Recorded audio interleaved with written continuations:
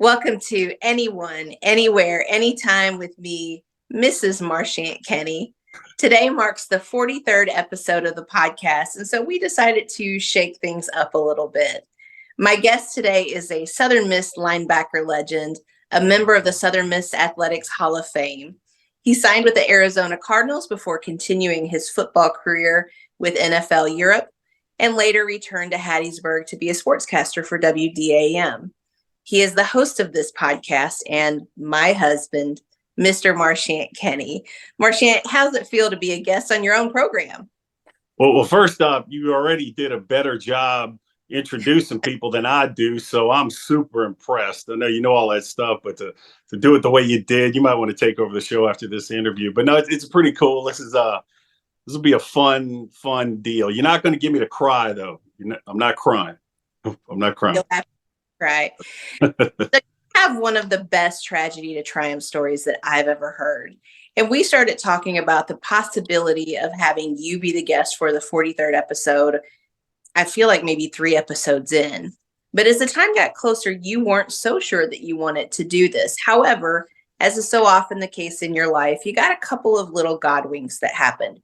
The first being that we realized that the 43rd episode was going to coincide with the 1-year anniversary of starting the podcast, which was very cool.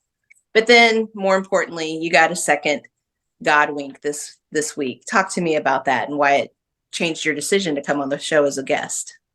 Yeah, when I think the number 43, me personally, I think Derek Nix. I mean, a guy who literally laid it all on the line for Southern Miss football, and I was hoping to get him as the 43rd episode, but I couldn't get his schedule aligned. He's a busy guy with football season, so here we are. But you said a God wing kind of in the meantime, kind of showed us this might be the right time to do this, and I happen to be number 43 that a lot of people know and recognize. People still call me 43 when I go to Southern Miss. Hey, 43, and I'm like, what's up?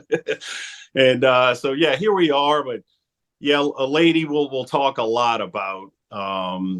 Currently is in hospice care in St. Louis, and we're waiting a call of something that could happen. So I just thought it was a perfect time to glorify her, and she's a big part of my story. Big. And of course, you're talking about Sister Frances, and we will talk about her quite a bit today.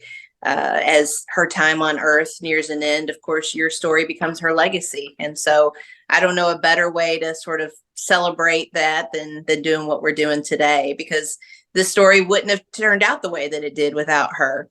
Speaking of Sister Frances, and you sort of brought this up, you've had a lot of unique names in your life. You actually have a unique name. Marchant is a very unusual name. But your teammates and your coaches all called you Shant or Shant Dog. Shant Dog was the big dog. Sister called you Marsh. Most of the fans call you 43. I call you MK. But before you were all of those things, you were Little Moose. Tell me about being Little Moose. Yeah, growing up, so I was an only child, and my dad was the ultimate tough guy, ex-pro boxer. And, we might get into that story. He was his day and night job was a bounty hunter for the mafia after boxing. I mean, he was in the Air Force too. I mean, just the ultimate tough guy, but nobody knew him as Marchant Kenney. He was Moose. That was his nickname, as everybody called him. I never heard Marchant when people talked to my dad. And growing up, I was Lil Moose. And if he was still around, you'd call me Little Moose. I mean, that's who I was, and I loved it because he was my hero growing up, and we'll share a little bit more on that. But yeah, a lot of nicknames like 43, Shant Dog, Shant, Marchant. Some people get fancy with my name, Marchant, and I love that. I actually love that. They always call me Marchant. You grew up an only child. Talk to me about your early childhood. Were you a sports fan growing up?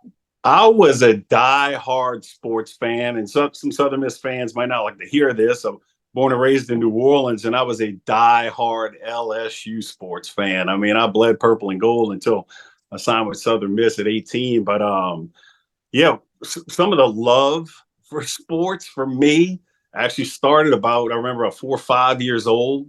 Me and my dad, a lot of gambling tied to the mafia, but me and my dad would pull out the sports section and go to the the Vegas lines for the games that day, and I'd help him pick, and he got a kick out of me picking. And I knew if I picked a lot of them right or got a big one right for them that they had a lot of money on, I was going to go to Toys R Us that day with some of the earnings. So a little early to be picking lines, but it's funny. Yeah, a lot of it started with picking games in the paper with my dad.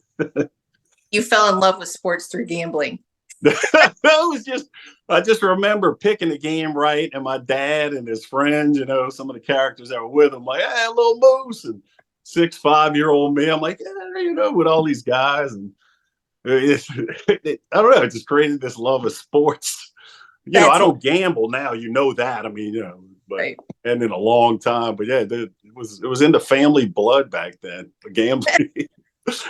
About your mom.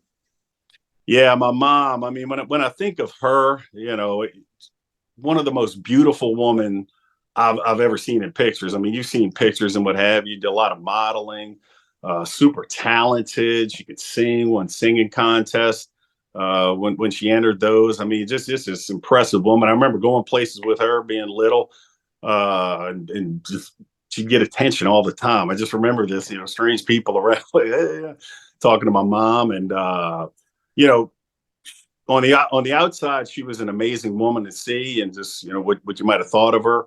But there was a tremendous dark side, and it's unfortunate it was like that. But she loved me. There's no doubt she loved me, though. You got tragic news concerning your mom when you were only 8 years old. A day that will forever live in memory for you, that really marked kind of the rest of your life. Talk to me about that day. Yeah, I mean, life seemed normal to me. A lot of high energy, a lot of social events. It seemed like at our house, mom, dad, very popular people. And one night we're hanging out at the house, and my mom says she's, I guess, about 4 p.m. or so. Says she's going to go up, meet some friends, is what I remember. And I'm 8 years old, just hanging out, playing Atari, doing whatever. My dad's there and people over.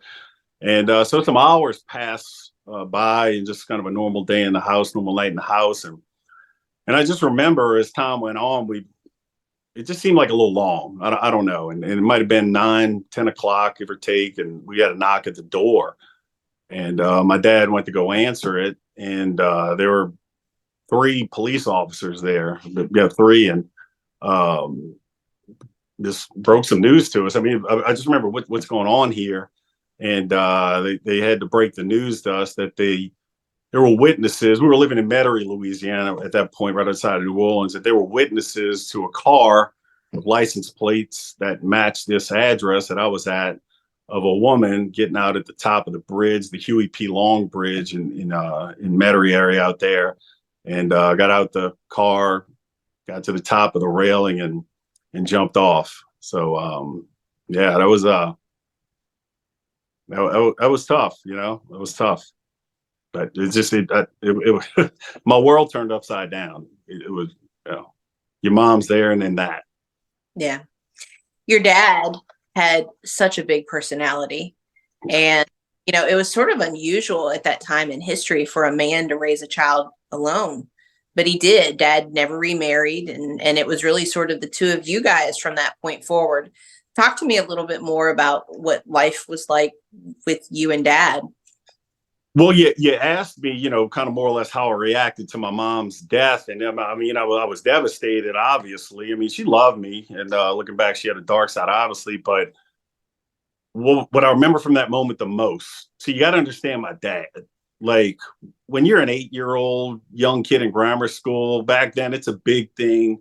My dad can beat up your dad, Well, I didn't even have the argument, because my dad could beat up your dad. And if he couldn't, there's going to be more problems for you to deal with. But, he was my hero. I literally, he had that, you've seen the pictures, that strong mustache. He had the butterfly collar sometimes, gold chain. And he was literally like Burt Reynolds and Tom Selleck I had, in my house I was living with. He was just the ultimate. He was a man's man, and people just loved being around him. It might have been out of fear, considering what he did, but I love being around my dad. And my point of that is, yeah, the news was devastating with my mom at that moment.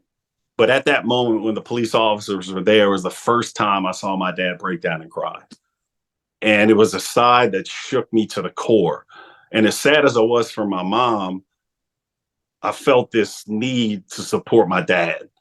And literally, my brain switched to just holding him. He's on the ground crying, on his knees. And I'm just latching on to him because it would be like, I don't know, put it Superman crying in front of you. That's what it felt like. And I just had to be there for him. And we just hugged and just he loved me. He was a great father. He had his tremendous dark side. He did. But for me, he loved me. And when my mom died, he wanted me by his side every minute. And I saw some things I probably shouldn't have, but I was always with my dad. And, even now, whenever I see people, they said, all he did was talk about you. That's all he did, was talk about you and how proud he was. So when you were 12 years old, you wake up one day, it's just a normal everyday day. You get ready, you go to school, but something changes. Talk to me about that day. Yeah, and that was actually right around 10 years old. So 12. Yeah, but no, this is great. This is, I know, but right when I was 10 years old, it's a normal day. Me and my dad were living in our third, fourth house at that point. I switched to another school, but I didn't care. I was with my dad. So it was just a normal day going to school in the morning, right down the road in Metairie. I rode my bike to school, and it's a normal day. And then it's about, 10, 11 o'clock. And this family, husband and wife that we knew really well, comes and checks me out of class. I mean, they were like family to me. They were around so much. And they checked me out, and I got in the car. I didn't really know what was going on. And on the car ride back to my house, they said, hey, something happened to Moose, and we've got to take care of you for a little bit, and just prepare for what you're going to see.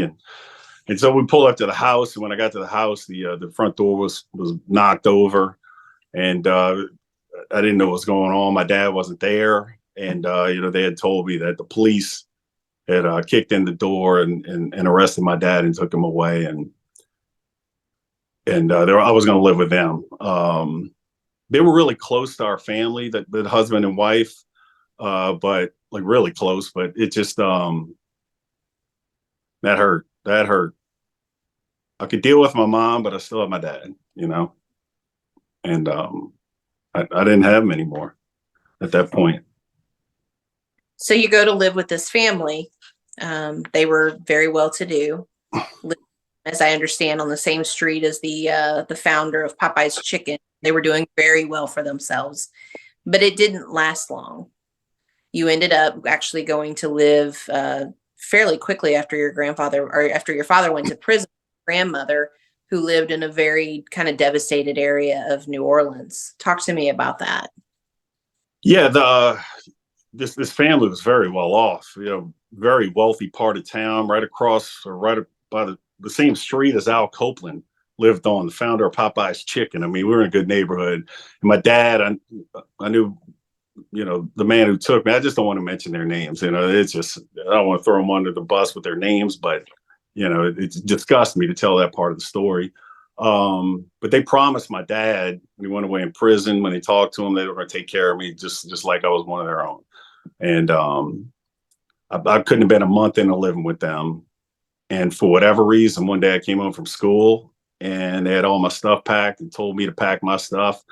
We're bringing you to your grandma's. And so my grandma, my dad's mom, loved me to no end. She was an amazing woman, but an awful part of my family, the Kenneys, she lived in a very poor part of town, was on welfare, food stamps, and she had 7, 8 kids, and they let her live like that. But all of a sudden I'm getting taken. She was really the only one who wanted to take care of me, because everybody had kind of left me and my dad alone, considering what he did for a living, and that's how, looking back at it, I'm sure nobody wanted to be around mafia ties. And So, but they pick up one day and say, "Hey, we're sending you your grandma's," and I don't know the reason. And I'm just in the car. Next thing, I'm dropped off at my grandma's, and they're gone. And I'll go from living a pretty good lifestyle, considering all the emotional stuff I was dealing with, but in the welfare and food stamps, just like that. With my grandma was mid 80s at that point,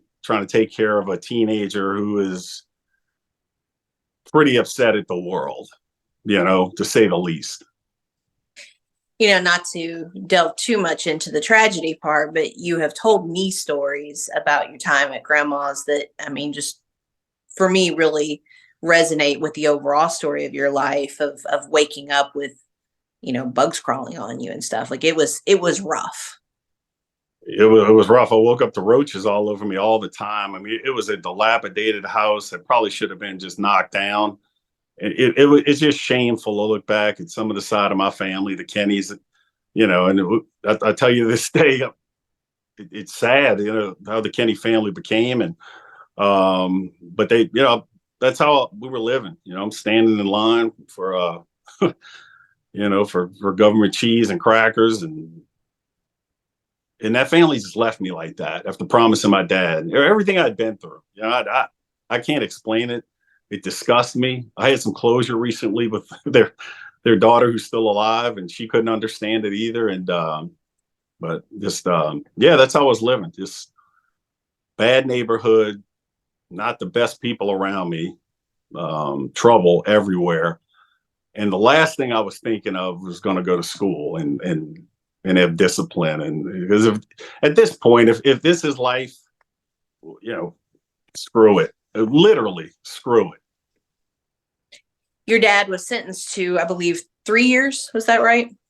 Yeah, it got reduced to about that time frame. And and he wrote me every day from prison, every day. And I don't remember not getting a letter from him. And but the beauty I started finding in that, I missed him so much. Like, I missed him so much. Like, it hurt how bad. Like, I cried almost every day. I missed him so much. We were so tied at the hip. And he said that he had found God during his time in prison, during the letters progressed, and that he was going to take me and him, and we're going to get the hell out of Louisiana and move somewhere else and just start a whole new life. And that was my it was my light at the end of a very dark tunnel, that he was going to get out of prison. I was going to get out of this mess. My grandma loved me, but she just couldn't take care of me. I just had too much anger and against the world stuff and didn't want to listen to anything. But I had him getting out of prison, and I just that was what I was hanging on to. Unfortunately, tragedy was not yet finished with you. One day you're at grandmother's house and you get a phone call.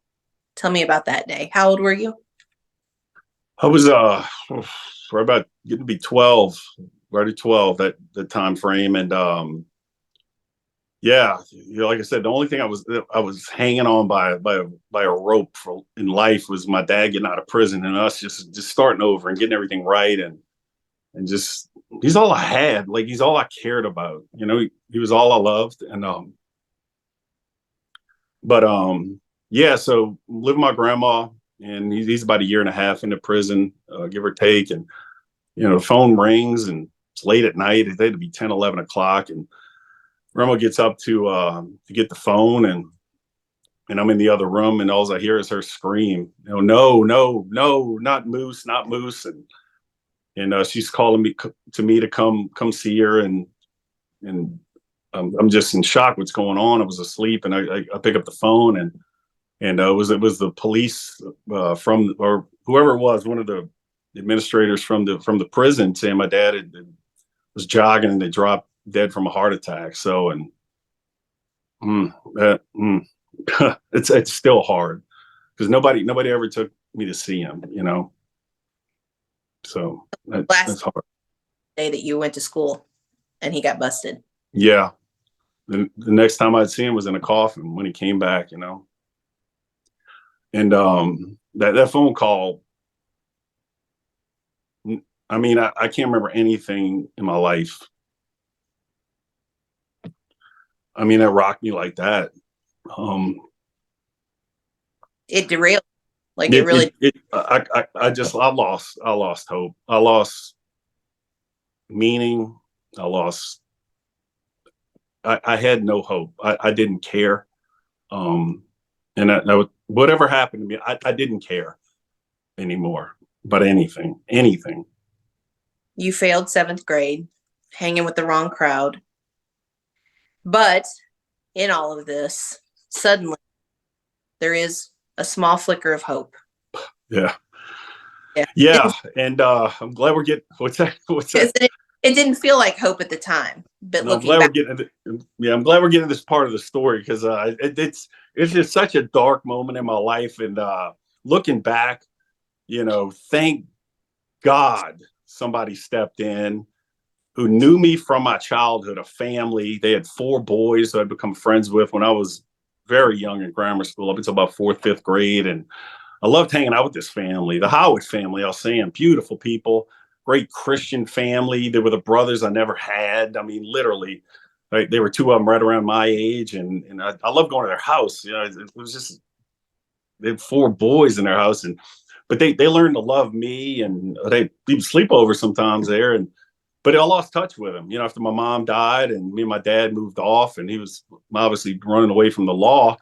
They lost touch with me, but somehow, some way, they got wind, of my dad's death and me failing in school. And I had always done pretty well in school, but I think the failing the seventh grade made them be like, no, no, he's because I was at a very terrible school in the West Bank of New Orleans. I won't throw it under the bus, but nobody cared. I skipped so much school, that you'd think somebody would have called the house or something, but I just took advantage of the situation. A 7-year-old angry at the world, I didn't want discipline, but all of a sudden they heard about this and they got in touch with my grandma and me and literally forced my hand for a better situation. They said, no, Little Moose is not going to go down like this. Because a life of crime was on the way. I wasn't going to go to high school. I wasn't playing sports. I was just running the streets. That's all I was doing. I'd come home in cop cars my bike on top of the cop car some nights. It was just turning into a disaster. So they said enough's enough and forced anybody who was involved with me that this program called Boys Hope, which is now Boys Hope, Girls Hope, that Boys Hope is going to save Marchant's life. And damn it, you're not going to stop us from putting him in it. So I didn't want anything to do with it at that point. You can imagine me against the world, angry. I didn't want anything to do with discipline. yeah, they basically kind of said it was either going to be that or foster care. Yeah, but hard talk. Yeah, that or you're going to die or something on the street. So I was in some tough situations with some bad people. Yes, and you had to test to get into Boys Hope. They were looking for boys with promise. Tell me about this setup of Boys Hope. So you're in a home. Talk to me about that. Yeah, so Boys Hope, Girls Hope is a worldwide organization at this point, and it finds young men and young women in tough situations, but with a lot of promise. They don't just take everyday people. It's meant for people with a lot of promise, and they saw enough promise in me after I took my IQ test to get in, after I did counseling to get in, psychological test to get in. I mean, it was a rigmarole to get accepted, and but it's a place. You've heard me say the phrase where I lost hope. Understandably, I just lost hope in life. It's ironic. It's named Boys Hope, Girls Hope because it offers hope, and it was the first. I didn't want to be a part of it at first, but something seemed interesting at that point. I'm just going back to that age, 13-year-old me at that point. Yeah, talk to me a little bit about the setup. Like, so how many boys are in the house? You were an only child. You longed for brothers. Oh yeah, so that was a cool aspect of it. I mean, there were two homes in New Orleans. It was Boys Hope just at that time, just boys, and there were 8 boys in one home over there, and I was going to be in. I'd be they had a spot open. They had 7 there. I'd be the 8th, and yeah, that was a cool aspect of it because I saw when I came to the house for some of the tests and things I did, I saw the boys competing in basketball in the back. They had air hockey, weight room set, ping pong. I'm like, well, they had a playroom, video games. I'm like, oh, I miss all this stuff because we were so broke at my grandma's house. I was like, all I was doing was just running the streets and causing trouble. And I just thought this would be sort of cool. But there's an aspect of it, if you want to, that scared the hell out of me, where I was thinking about not doing it. And you know what I'm talking about. You might want to ask the question, or I can say it. You mean the person that ran? So, yeah, the person we're about to glorify. So everything seemed kind of cool and this and that, and an opportunity to do better things. But the person who ran the home I was going to be in was a nun, and her name was Sister Francis. And you can imagine my unruly ass, my angry little ass in the same home as a nun. When I picture nuns, I went to a Catholic school for a little bit growing up, and they were salty in that school. You didn't tick off the nuns; it were the habits. And I just pictured this nun, almost floating through the air like a horror movie coming at you if you mess up.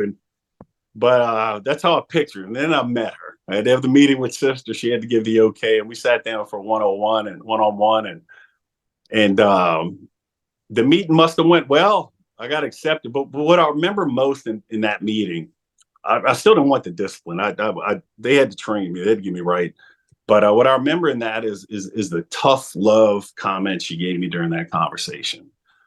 More or less, in a nutshell, you can accept this, and I'll give you a better life. I'll pour my heart and soul into you to give you a better life. And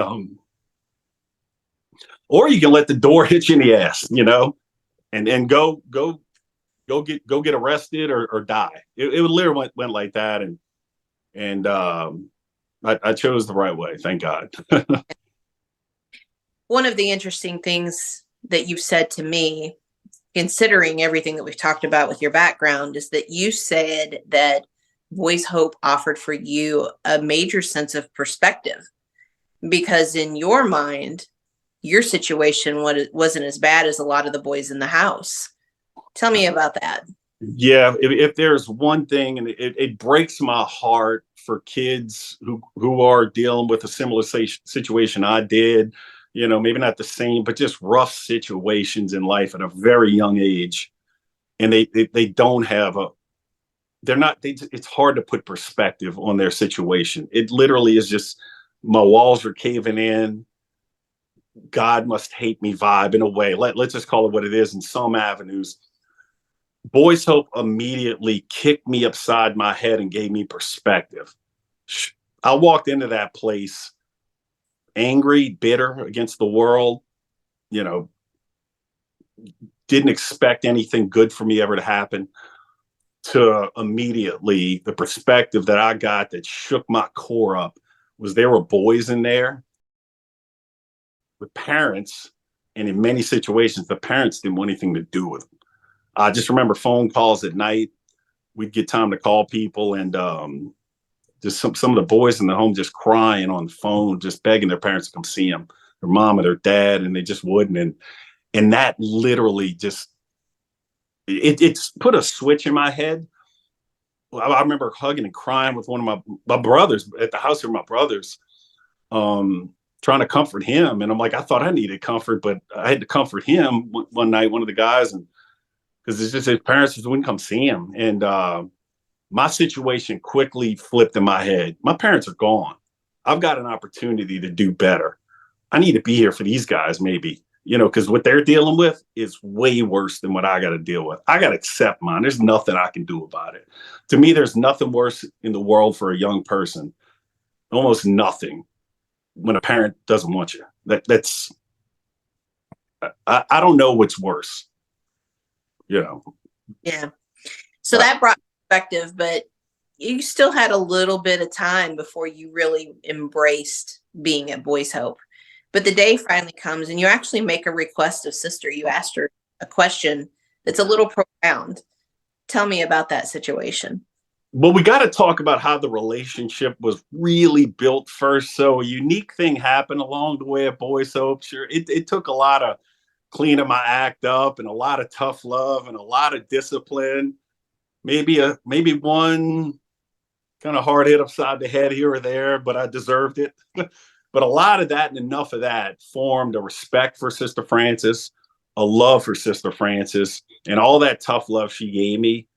I started accepting she is really pouring her heart and soul into me. She doesn't want me to fall. And my heart that was cold and bitter and angry started feeling love for this woman. Because nobody was there for me, and she was. And it's crazy sometimes. Like you just think there's a higher power, like God in you, because she was a sports fan. She's, I hate to say was, she's still here, but hopefully she's still here when this is released. But she was a diehard sports fan, and I love sports, and I picked up sports again at Jesuit, mainly to pick up football because I was mean and aggressive when I first got there in 8th grade, and this is perfect. And I wound up being a mean tackling machine in high school, I guess the way to put it. And she loved it. And what's funny about it is you can say what you want other boys who lived in that house at that time, but I was their favorite child. And I'll say that created some kind of fun, moments, me saying I'm her favorite kid. But she became my mom at mother son breakfast and homecoming events, just things we had to do. And it all came, full circle about my junior year. And we were on a retreat for boys. Hope we go on these just retreats, just time to reflect and get deeper in the faith at that point. And I don't know, I just had this feeling over me that I I really needed a mom or a dad bad. And I asked her to be my mom, and she accepted. And I'll never forget that. We we must have cried all night, but it just felt like that moment in my life when like just all this hate and anger just went away, and I could go on with my life. That I had a rock, and it was Sister Francis. Yeah. What a what a You weren't going to make me cry, Angela. I was just trying not to. well, let's lighten it just a little bit. So you brought Yeah. up I know I'm crying. Oh You goodness. football at Jesuit. Yeah. But Jesuit, I mean, outside of Sister Francis and everything, Jesuit really changed everything for you. We talked about perspective, and what Jesuit gave to you was again a different perspective because you saw Oh families yeah. that you wanted to emulate and you saw boys that you wanted to emulate. So talk to me a little bit about Jesuit football and Yes, Sister Francis is the foundation, the rock, the roots of the tree of everything in this story for it to do anything and make a story out of it. But there were a lot of parts and pieces along the way that helped me. There was a lot of tough love, a lot of stuff I saw. I'm like, that's awesome. It's so different from what I was dealing with back with my grandma. And so with that said, it started at Jesuit with the priests. I mean, they gave me the tough love. I needed tough love. I think that's missing a lot in the world sometimes. Tough love. You're not being mean. You're trying to teach little young men with an attitude. Just look, life is going to kick you in the butt if you don't learn how to get after it one day. The priest gave me that tough love I needed, and I could tell they loved me and cared about me. The right. football coaches, the tough love. Scott Hildebrand, Mark Sonji, my head coach, Danny Abramowitz, who was my head coach for a year, the Saints legend. They gave me tough love. They wouldn't let me falter. My teammates, they had great families. A lot of them involved in Boys Hope heavily. I mean, Boys Hope was a big deal at Jesuit. It was almost like tied as the same. And I was the Boys Hope kid, was the football guy, and as it went along. And but I love their families. They were actual families and love. They loved their kids. Everything was normal. What I thought was normal growing up, no, that wasn't normal.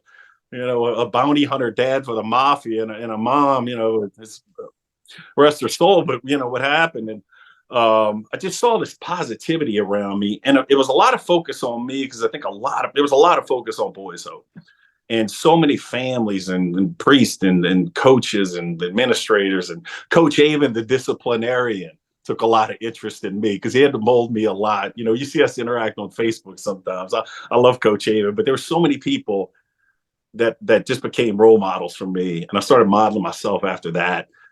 And I wasn't a perfect Jesuit guy, that's for sure. But Jesuit, there's a reason that we have slogans like AMDG, for the greater glory of God. We have a slogan, men for others. You know, do things for others. The word, you know, when you grasp those kind of concepts, it you know, well, we've all got a long way to go. But Jesuit, my goodness, what an unbelievable institution. And that's why you get a kick out of when Jesuit guys are together. We always brag about it, but for me, it was everything. I wouldn't, you know, I needed Sister Francis, but dang, I needed Jesuit High School bad, bad. Tell me some of the funny stories from the boy that comes from Ridge City in your background to Jesuit and to Boys Hope, because I know you pulled some shit. Well, you know, Jesuit guys, in a way, you know, you wear your uniforms, khaki uniforms, name tag, shine shoes, your belts on right, you know, hair's cut straight. I mean, I wasn't that guy when I got there in eighth grade, not even close. A lot of rough edges they had to get right. And the disciplinarian, Coach Kevin Avon, you know, I was in his office every now and then. He'd joke when I'd come into his office, you know, oh, funny seeing you again, Mr. Kenney, you know. And but yeah, there were a lot of times I wasn't bad. I just had to get this mischievous nonsense out of me. Basically, they still had a good vibe about me, I guess, and gave me a lot of leeway. Maybe not some of the other students would have had, but they know what I dealt with, and I'm just trying to get my life right, young and immature. And but yeah, one for example, you always love this story, and I know a lot of people do. Is you know, Sister Francis. I was terrified to bring her a failing test to sign. I'm terrified, horrified of. So when I first got there, you know, I failed the test one day, and I had to get her to sign it.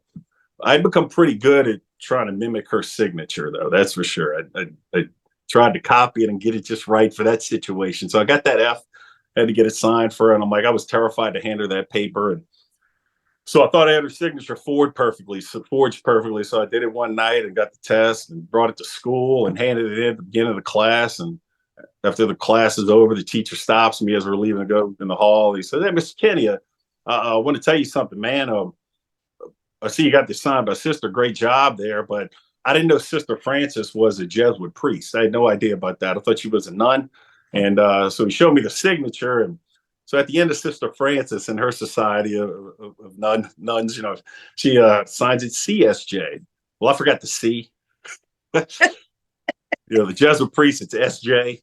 And so basically, go see Coach Avon again, for maybe the 10th time that year. And so I went to go see Coach Avon. Thank goodness they laughed about that one a lot. I had 2 Saturday detentions, but you know, they laughed that one off, thank goodness. I had to get some mischievous out of me in just nonsense, idiotic ways. I don't know.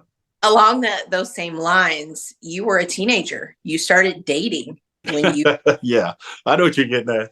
hope. So, well, talk to me about what it's like as a young man starting to date, being raised by a son in a boys' home. Well, one thing it helped my cause, that's for sure. Because when I tell a lady I'd be interested in, a young woman I might want to go on a date with, so, my situation, and I'm living in a boys' home with a nun, and when their parents got a wind of that, they wanted me around. Well, raised by a nun, please, especially the dad. We approve of that guy already. And but no, in all jokes aside, you've heard this one a lot, where I was a young man trying to be better in life and try to improve my situation. And Sister Francis's goal, her mission in her life, was to raise young boys, young men, and a better men. Well, for anybody, who likes women, who's a young man, young boy, what's the biggest distraction for that situation? The biggest distraction by far, if you really like ladies or other ladies. So, Sister Francis definitely, I brought some pretty nice ladies around, go to homecoming dance with, but I felt she didn't quite approve of them ever because they were a distraction for me to for school or football, and but no, dating life was fun, and as far as just it was normal to me, but sister definitely made sure I didn't get too distracted. But I was very distracted, Angela. Let's just leave it at that. So getting to Southern Miss, so your two best friends at Jesuit both played football, both actually, strange as it is, ended up actually going on to play football for Ole Miss of all places. But Southern Miss shows up at Jesuit. They did not show up actually to come see you, but they found. Yeah, yeah. So my two best friends in the world to this day, and Chris Cola. I'm Sam. Hope he's watching this. He'll watch this. Hey, Chris, I love you, man. And Boyd Kitchen, and they're my best friends. Love them like brothers. And they were my football teammates in high school. Graduated the same year. And what the beauty of them was Chris's parents, Miss Quinn, Mr. Cola. I mean, God rest their souls, amazing people. They were heavily involved in Boys Hope. Boyd's mom and dad, Miss Connie, Mr. Tom. Mr. Tom's a big deal in the New Orleans area, and but Mr. Tom was a president of Boys Hope while I was there, and I mean, Miss Connie, amazing woman, and the Kitchen family, the Cola family, they were so heavily involved in Boys Hope, and it naturally created a bond and a friendship that's lasted life. I mean, but the problem with that friendship, as much as I love those guys, Chris is my son's godfather, and I'm Boyd's godfather. It's just we were so tight, but they wound up playing football at Ole Miss. Boyd was the big recruit. And yeah, Southern Miss had come down to see him one day. Boyd winds up signing with Ole Miss, but I guess they noticed the linebacker on tape and me, and Coach Everett Withers, the recruit from Southern Miss, decided to give me a serious look, and I was flattered because Southern Miss had a great reputation back then, really good, giant killer reputation. So you go for a visit at Southern Miss, and you had a good time, a really good time, a really good time. I mean. We're not going to get they must have known I was a New Orleans guy with a lot of fun in my system, because my recruiting visit was Friday, and by the time Sunday after I met with Coach Bauer, I'm like, I could make this happen. I had a big grin on my smile. I won't give all the details happened on the recruiting visit, but they did a lot to show me a good time. I'll just leave it at that. So you signed with Southern Miss. And, obviously anybody watching this today knows like what a diehard you are. Did you ever have a moment in time where you regretted that decision? Well, what's funny about Southern Miss and why I love it so much, especially looking back, it fit me and my style and my story like a glove. It's a bunch of people with a chip on their shoulders, blue collar kind of attitude, kind of piss off SEC vibe. Let's call it what it is. We're going to do it our way, and we're going to win doing it. And there was a vibe there for sure that fit me like a glove with everything I had dealt with. But, I had another offer too, as Texas Tech, that I turned down because Southern Miss threatened to not offer me the scholarship if I did it. Went on that recruit visit, so I canceled, went to Southern Miss. That was an interesting time, but I went to Southern Miss. But the first year we're there, I mean, my 93 redshirt year, I'm redshirting on the scout team, and we go 2-8-1. And we're losing to Tulane at home, too. We lost that game. And Tulane back then losing to Tulane was not good. Meanwhile, Texas Tech, who had offered me too, was in the Cotton Bowl. And so I'm basically sitting there, what the hell have I done? What the hell have I done?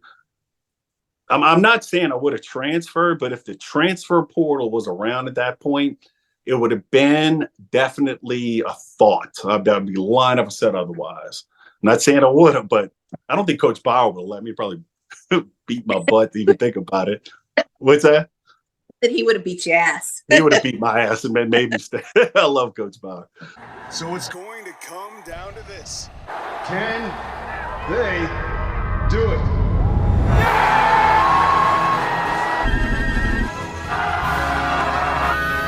Oh no, they missed it! Wait a minute. There's a flag on the play.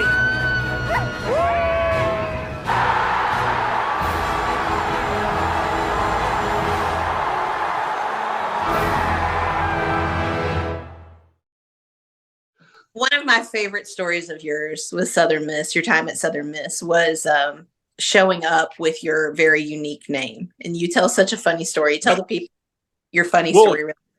I wasn't the biggest recruit, and even if you were, not everybody's seeing, who you are. And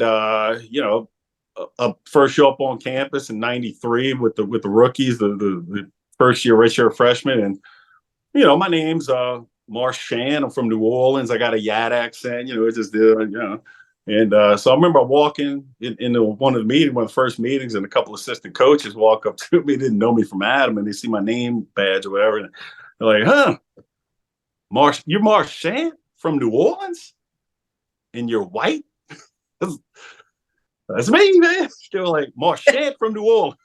I'm like, "Yeah, that's me, man." They're like, "All right." It just became kind of a running thing with the team, and I got a different name, that's for sure, from New Orleans, Marchant from New Orleans.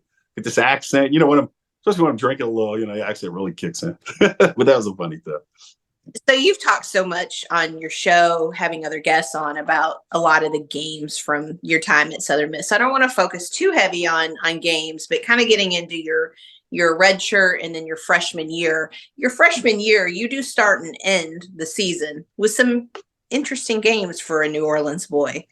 Oh yeah, after my redshirt year, that built some bonds with that scout team. I mean, we got so many fights and tough guy deals. Just I think that's why the '97 team's considered so tough and good.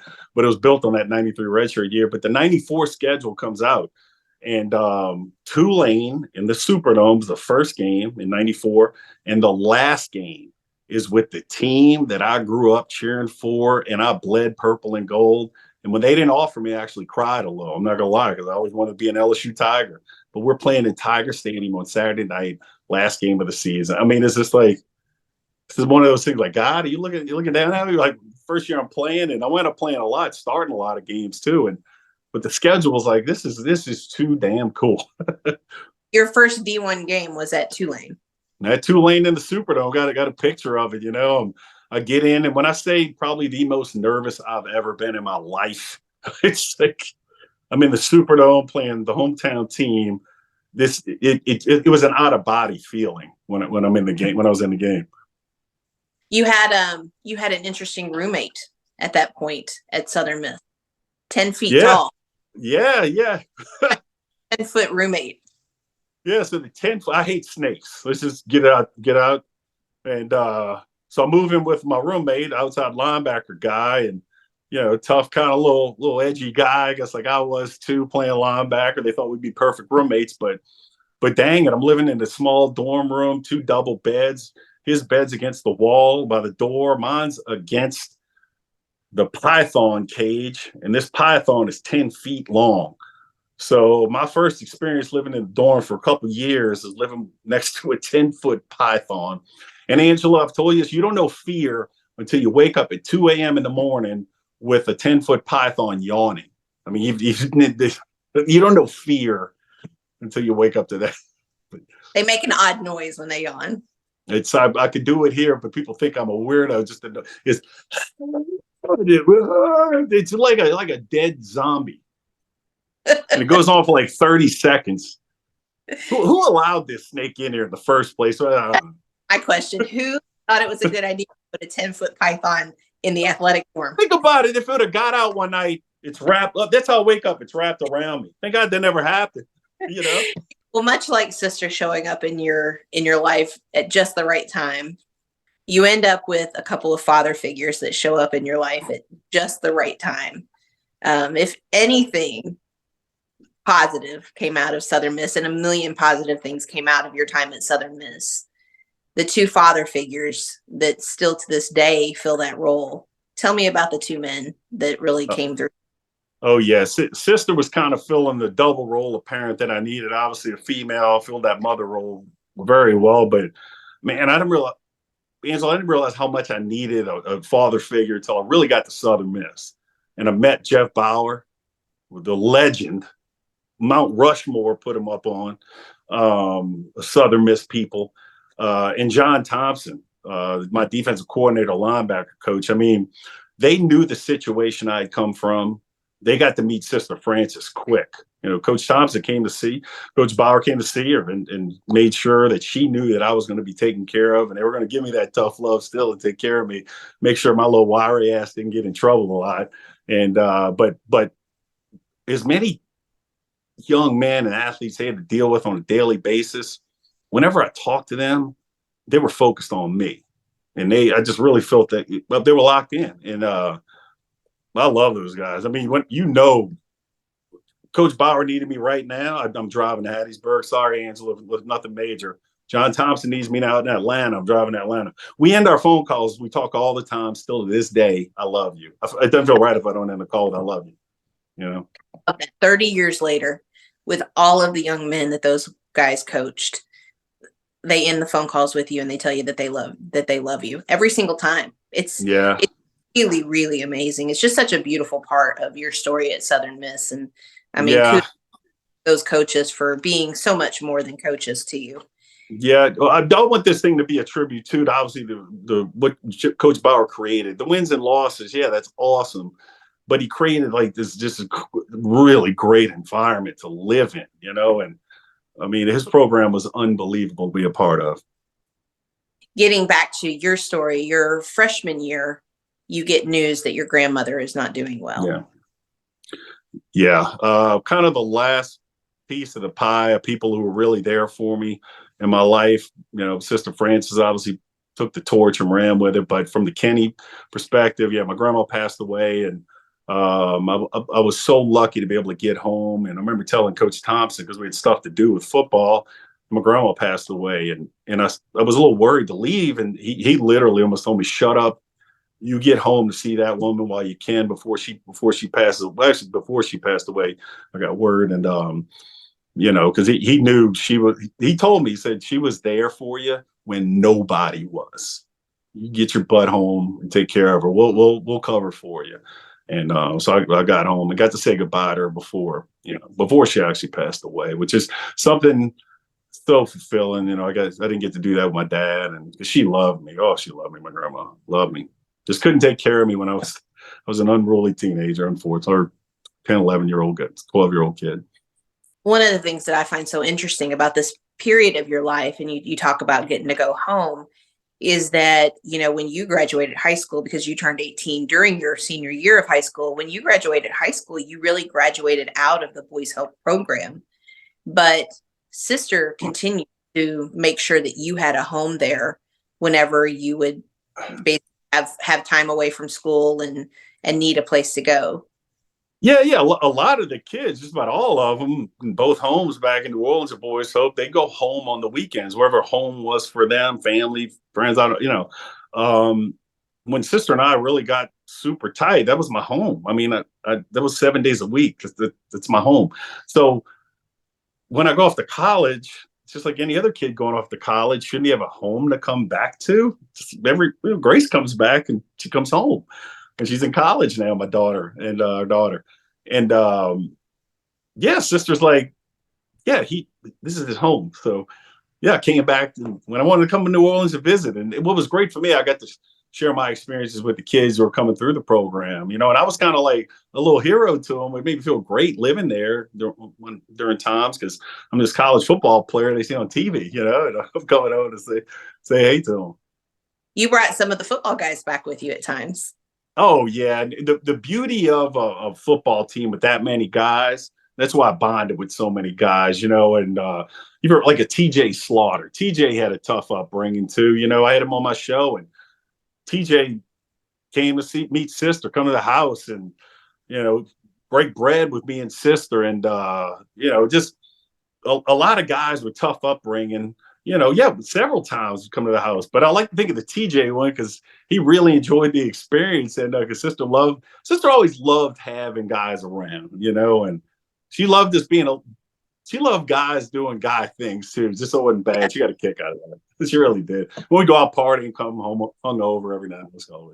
So going back to that last game of your freshman year, you end the season at LSU.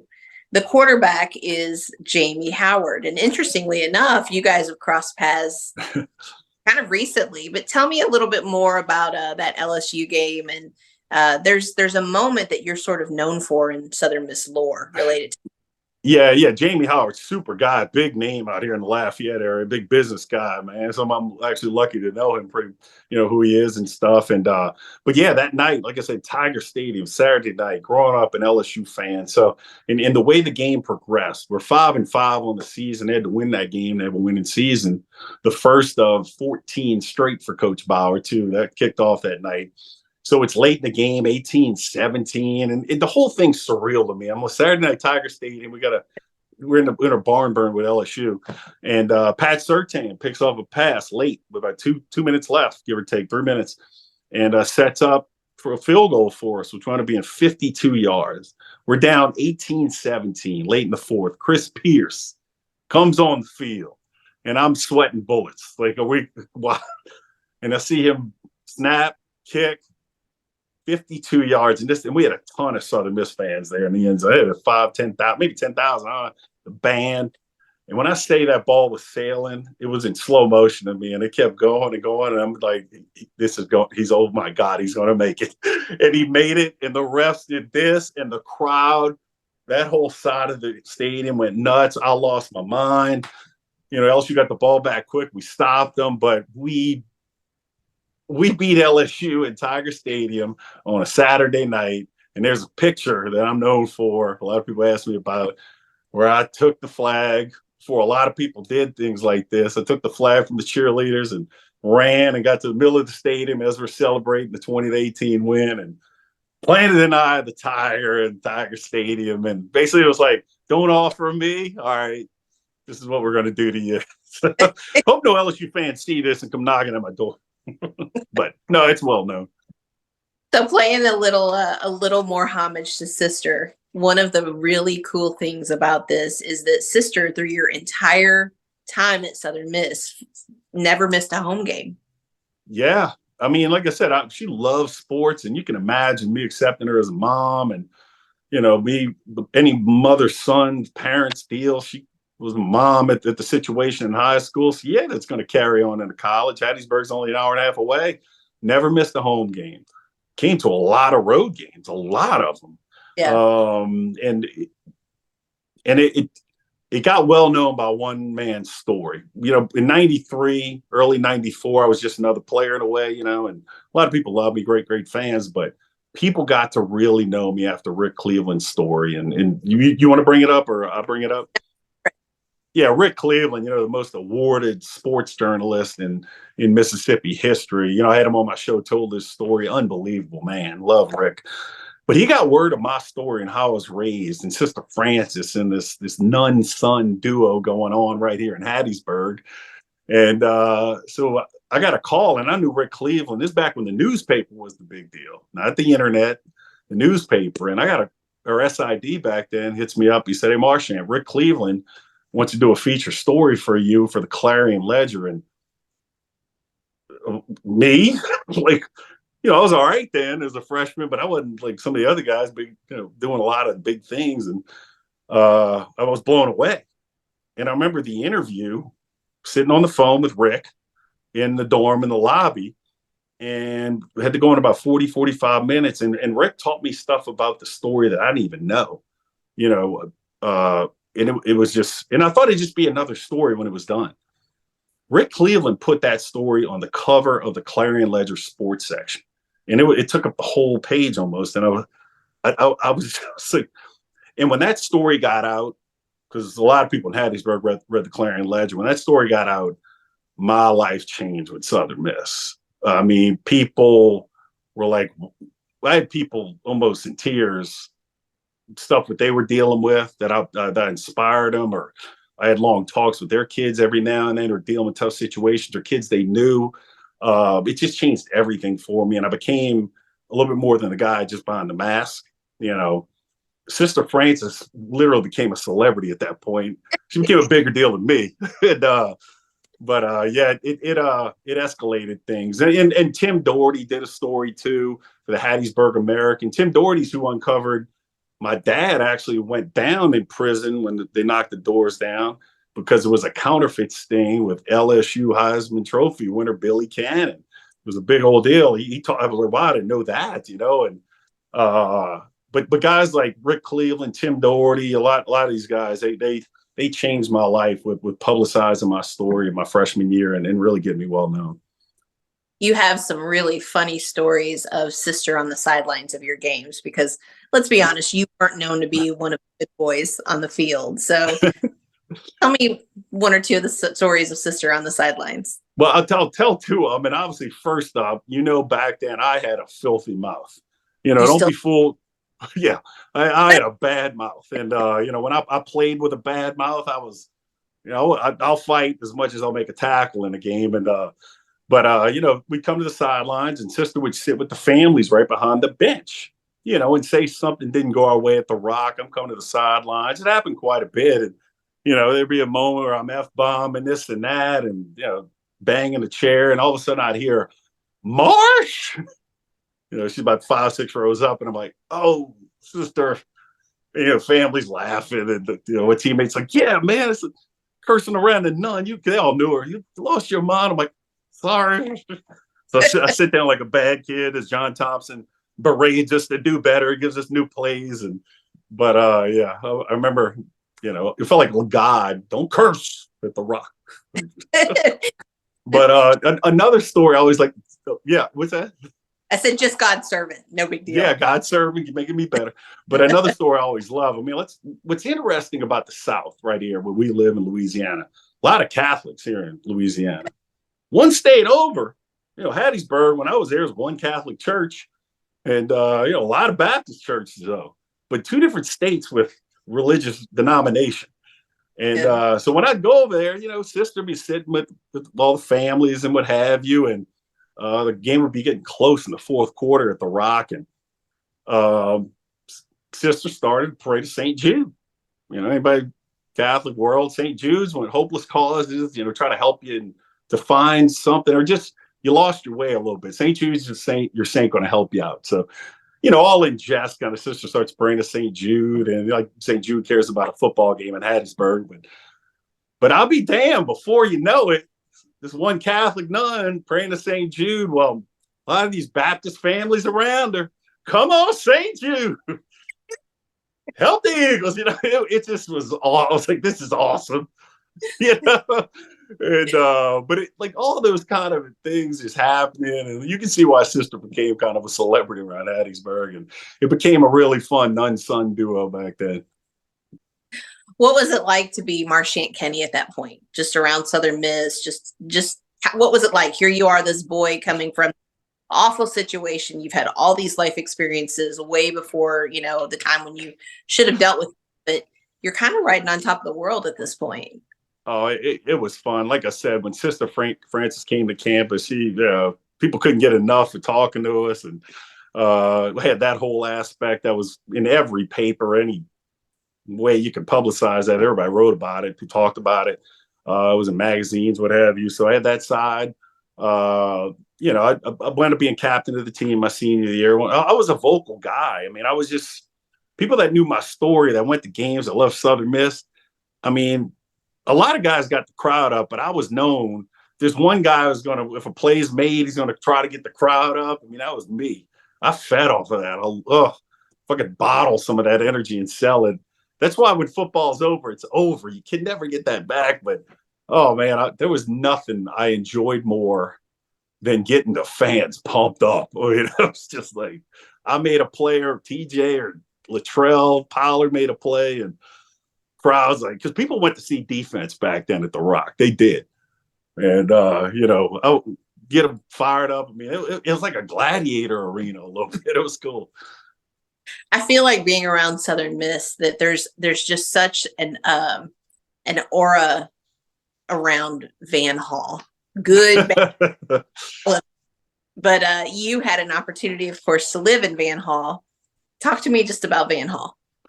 Well, I actually did the fraternity life, Kappa Sigma, when I was there, which was great, and great guys that I formed some friendships with there. But my fraternity was Van Hall.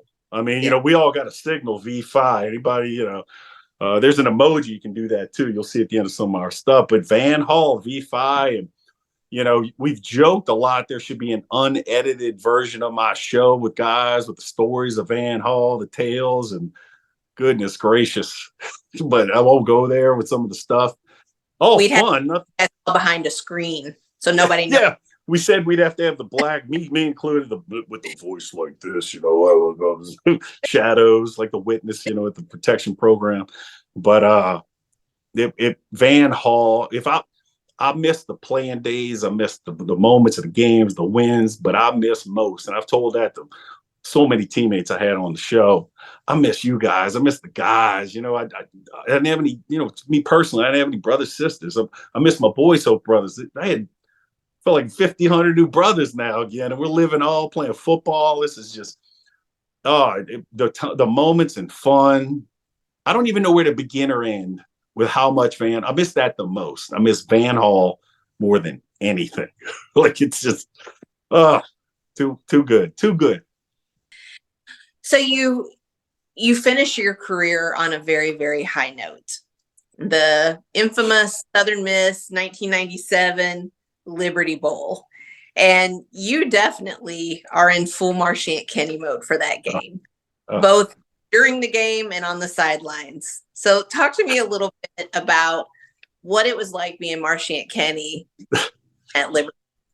Yeah, as that season progressed, I mean, we were top 25 mainstays, and we wound up beating Houston 33-0 at the Rock, and unfinished business, and becoming conference champs. And back then, the gold standard for Southern Miss football, unless we somehow went undefeated with that schedule and make the championship game, was the Liberty Bowl.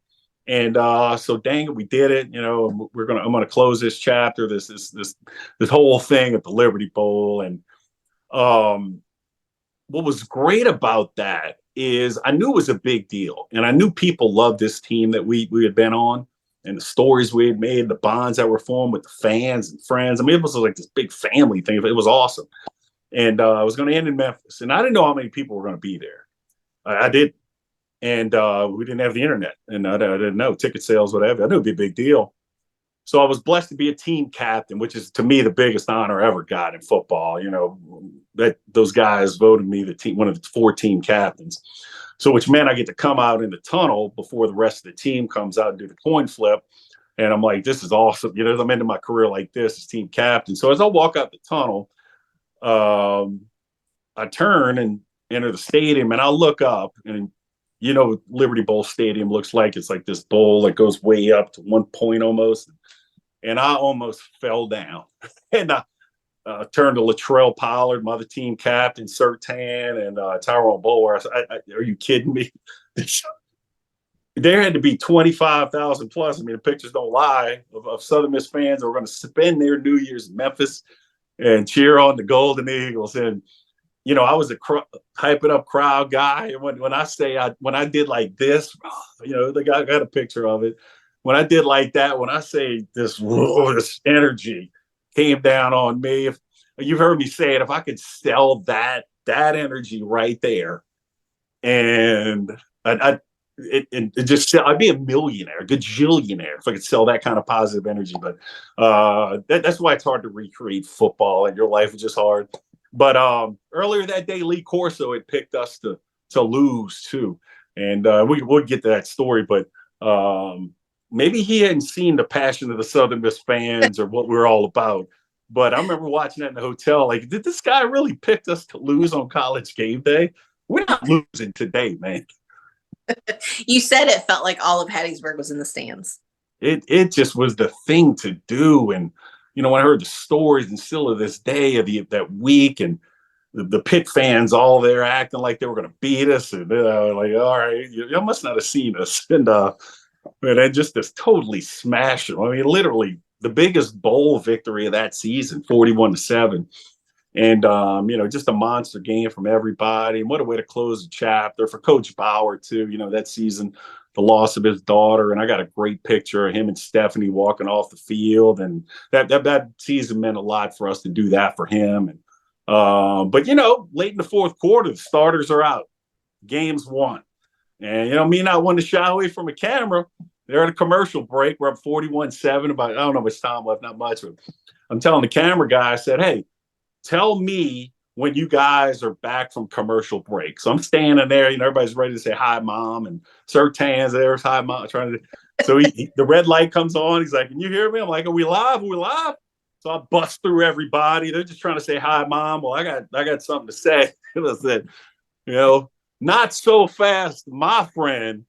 You know, not today. Tell them boys from up north not to come down south anymore. And if anybody remembers anything about me, they remember that "not so fast, my friend" moment. To Lee So Corsa. what point did you make the decision to do that? Did you know that when the camera came back, you were going to do that? Or were you just hyped and your mouth started moving and you didn't even know what was going to come out? Well, as you know me, I don't mind the camera, and we're out the game, and I'm like, what can I do to get somebody's attention? The dad jokes aren't working anymore, or this or that, and Lee Corso talked crap about us. It was literally right there on the spot, and I made buds with the camera guy, and he's like, "I got you." I did think it was funny that you pushed Pat Surtain out of.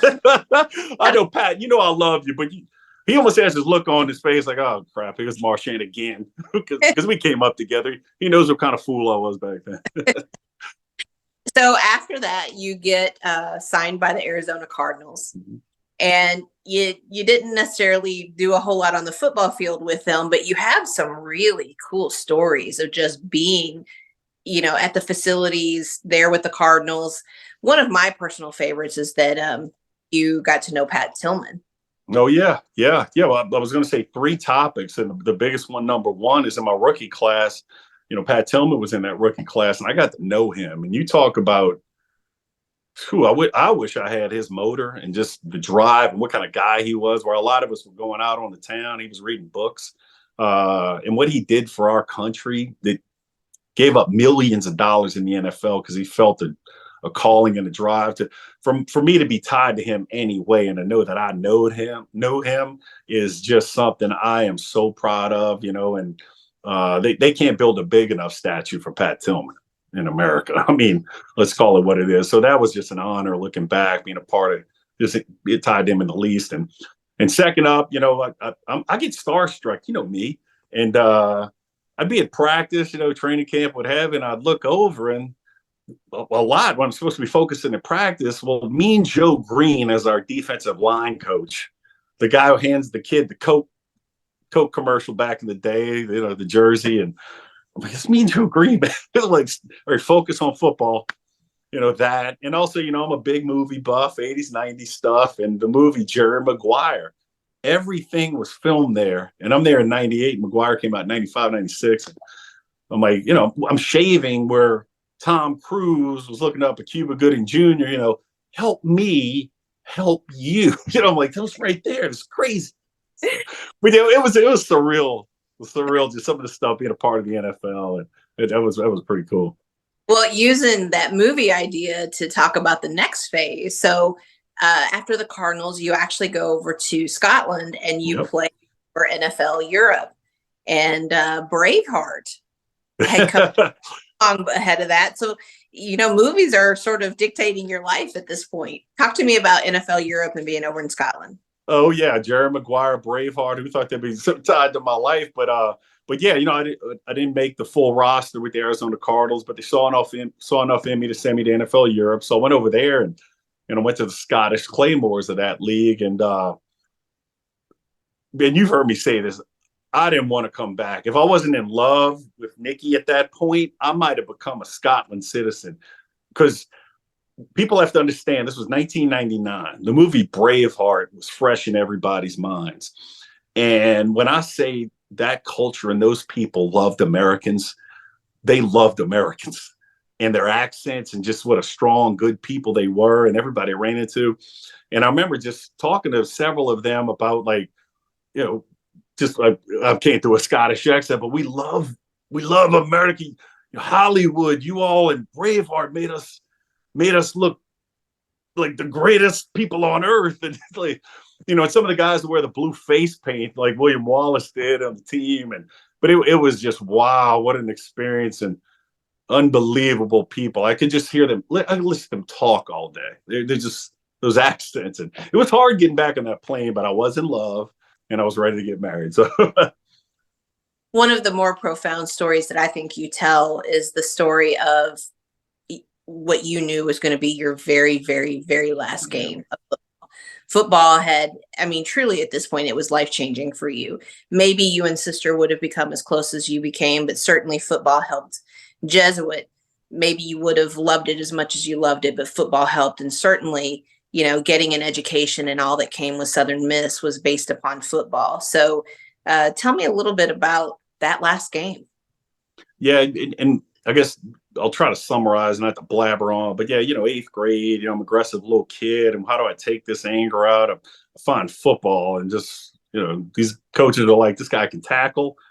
He likes to hit people. So, that just springboarded me into being around coaches and fans and families, part of the team, and my teammates, best friends to this day, like brothers, and way to get out my aggression for years, form a strong bond with a nun who loved sports, and I was her little sports star, and go off to college and have my story publicized at Southern Miss, and so many fans love me and I love them back, and it just get a shot in the pros, and I'm here in Scotland, but it was just the most surreal moment I've had in my life is our last game was in Amsterdam, of all places, and I knew I probably could have played arena football or what have you, but I didn't want to do that. I just didn't want to get beat up, or I make a lot of money. If I was going to do this, I want to make some money, and but no pro teams are calling, so. Yeah, the buzzer, the horn, went off to end the game in Amsterdam, and I'm walking off the field, and I just remember stopping and like, wow, this is it. This is it. And I turned and looked at that stadium as fans are leaving, and it was just like, I cried. That's another crying moment.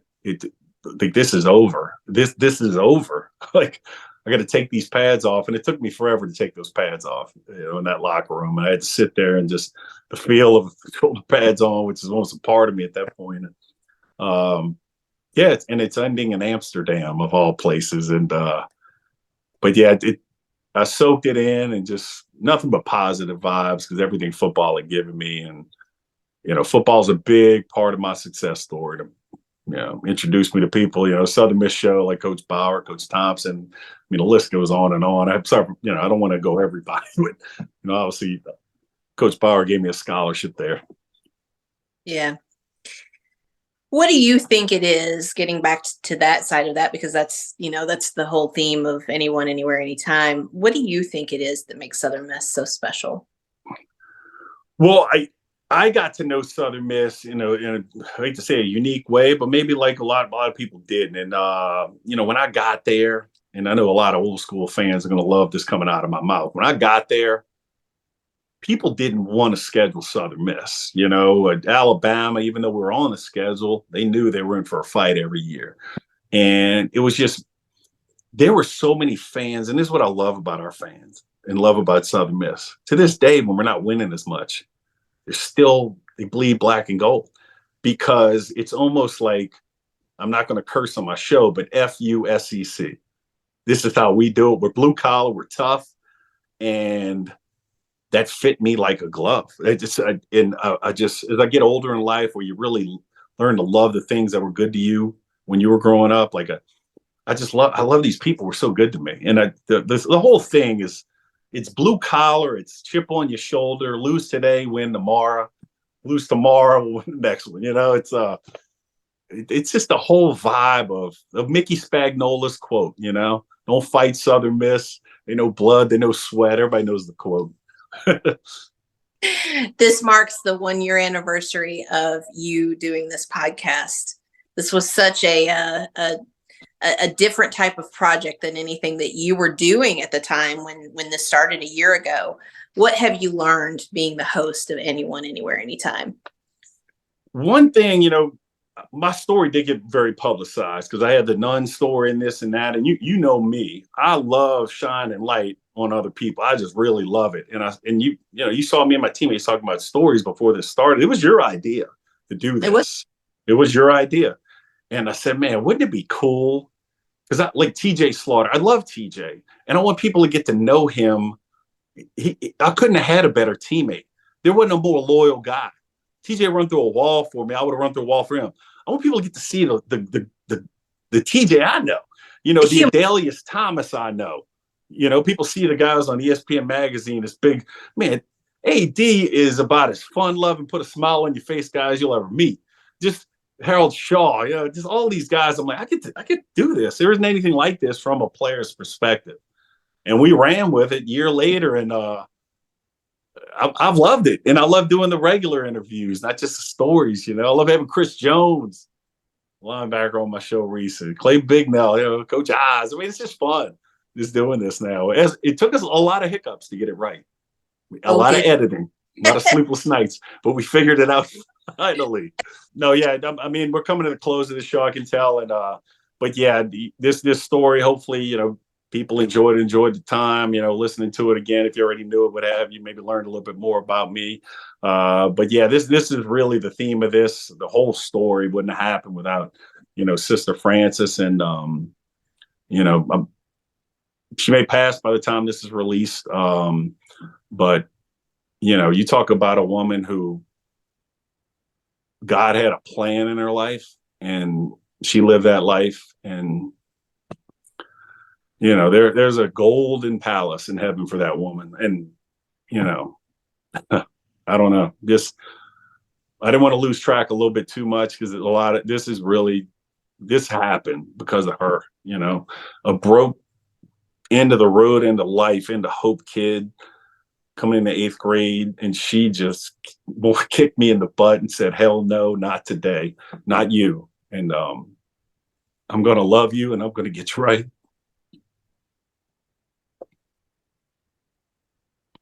And she got me right, Yeah. That's the best I could. Yeah. Your life is her legacy. I mean, she has a lot of legacy. She raised a lot of young time. That was her comment. You're one of the shining stars of her legacy. Yeah. I just can't can't wait for her to get to heaven, and that's her big reward, and she's going to deserve it. She's going to deserve every minute, the rest of eternity. Well, for Sister Frances and the wonderful and the teammates that became brothers, and all of the fans that have supported you throughout your life, including for this program, and from Mr. and Mrs. Kenney, we got the show the way that you love to end the show. So from us to all the fans that are watching, a big Southern Miss to the top. Love you, honey. Love you.